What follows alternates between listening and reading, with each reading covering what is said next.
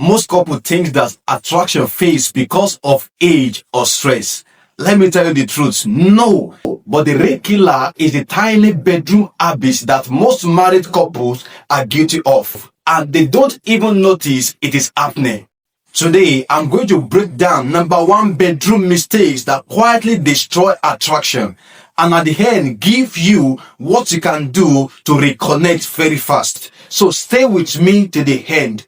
Subscribe for weekly marriage tips to build a stronger, healthier marriage. The number one silent habit that is killing attraction in marriage is treating bedroom like a shutdown zone, not a connection zone. What I mean is that you come in tired, grabbing your phone, turn your back, and sleep without any form of connection. No touch, no conversation, no emotional check-in. Why on the bed? When bedroom becomes a place of disconnection, attraction begins to fade away in your marriage. So ask yourself this question: is my bedroom a connection zone or a shutdown zone?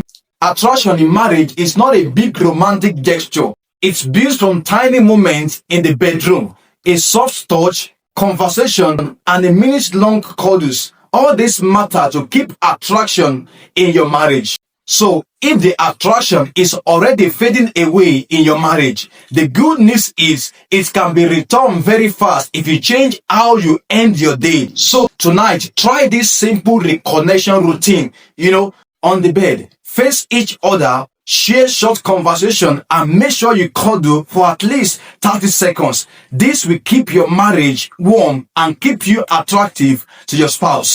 Do this to turn your bedroom into a connection zone, not a shutdown zone.